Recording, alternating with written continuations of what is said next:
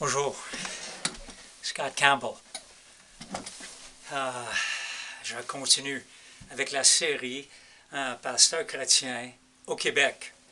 Alors, ça fait un peu de temps que je ne vous ai pas parlé, je m'excuse.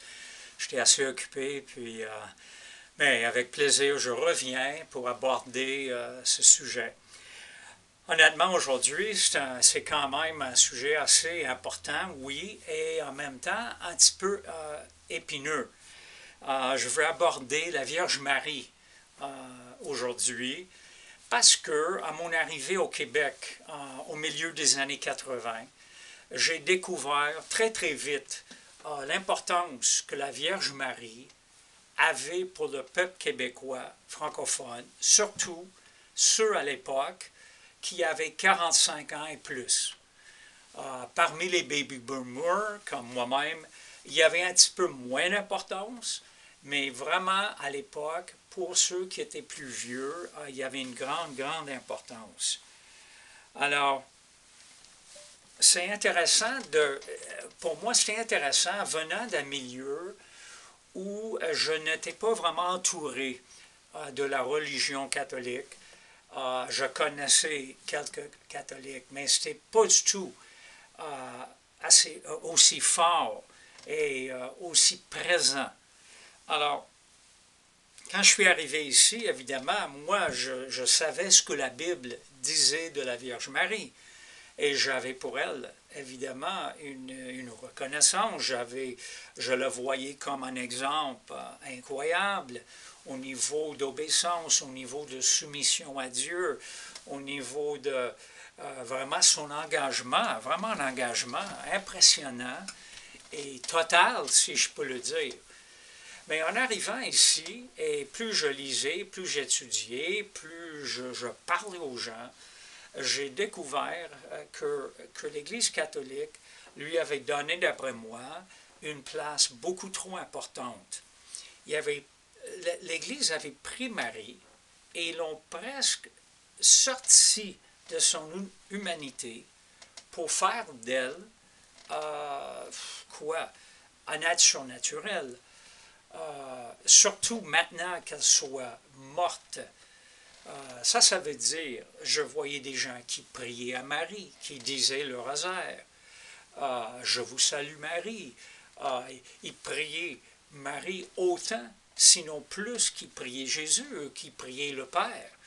Alors c'est sûr que ça me préoccupait, mais quand même, en même temps, je faisais bien attention parce que au début, on ne veut pas brasser les gens pour rien, on doit être certain de ce qu'on veut dire, et certain aussi de ce que la Bible dit. Mais effectivement, j'ai préparé comme un genre de petite étude biblique pour les gens qui m'entouraient, des versets qui parlaient évidemment de Jésus-Christ comme le seul médiateur entre l'être humain et Dieu. Ça, c'est dans 1 Timothée 2. J'ai mentionné aussi, même dans Luc, le premier chapitre, que Jésus, quand l'ange Gabriel annonçait la naissance de Jésus, il ne disait pas à Marie, tu es une source de grâce, comme enseignait l'Église catholique. Gabriel disait, tu as trouvé faveur, ou tu as trouvé la grâce de Dieu. Dieu te confie la grâce d'être le vaisseau humain qui va porter le Fils de Dieu et qui va accoucher Dieu incarné, alors qui est tout un privilège.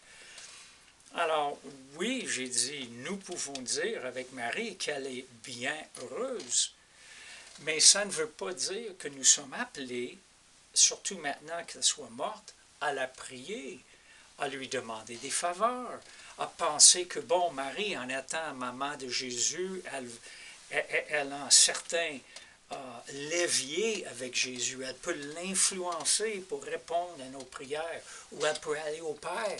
Et vraiment, à cause d'elle, elle peut influencer le Père à répondre à nos prières. Non, Marie est un être humain exemplaire. Marie comme Paul, comme Pierre, comme les grands personnages bibliques, des êtres humains exemplaires qui sont pour nous des modèles, des exemples, mais elle n'est pas là pour répondre à nos prières. C'est fort intéressant que la Bible, il y a 4 évangiles, Matthieu, Marc, Luc et Jean. Et on arrive au livre des Actes, le 5e livre du Nouveau Testament. Et là-dedans, Marie est mentionnée par son nom une fois. Je pense que c'est le verset 14 du 1er chapitre. Et après ça, dans le reste de la Bible, les épîtres de Paul, les épîtres de Pierre, elle n'est jamais mentionnée par son nom. Paul, aux Galates, écrit « Jésus-Christ né d'une femme », mais il ne mentionne pas Marie. Il n'y a aucun indice, aucune preuve biblique qui nous encourage à élever Marie au-dessus de sa place comme une fidèle exemplaire, mais pas plus. C'est sûr que veut pas, ça frôle l'idolâtrie, où ça devient idolâtre. On est appelé à prier au Père, au nom de Jésus-Christ, où on est appelé à prier rempli du Saint-Esprit au Père et à Jésus-Christ. Mais il n'y a aucun verset, nulle part, qui nous instruit de prier Marie. C'est vraiment, vraiment dangereux. Et alors, pour moi, c'était sûr, j'étais bouleversé par ce phénomène. J'entrais dans des églises où ça disait « Va Jésus par Marie ». J'ai vu une revue catholique québécoise qui parle, le titre ou le nom de la revue, c'est « Jésus et Marie ». Elle commençait à occuper une place qui était vraiment inapropos. Et malheureusement, tout cela a été moussé par un cardinal qui est mort quelques années après mon arrivée. Il s'appelait le cardinal Léger, qui était au-dessus des églises sur l'île de Montréal et dans la région. Et lui avait un slogan. Et son slogan, c'était « Si je suis Marie, je ne vais jamais me fatiguer ». Alors, il regardait Marie, il était mariologiste, il regardait Marie pour son inspiration, sa force. Comme nous, les chrétiens, on regarde Jésus, on regarde le Saint-Esprit, on fait appel à Dieu, donne-nous la force. Mais lui avait vraiment comme slogan, et ensuite, il y avait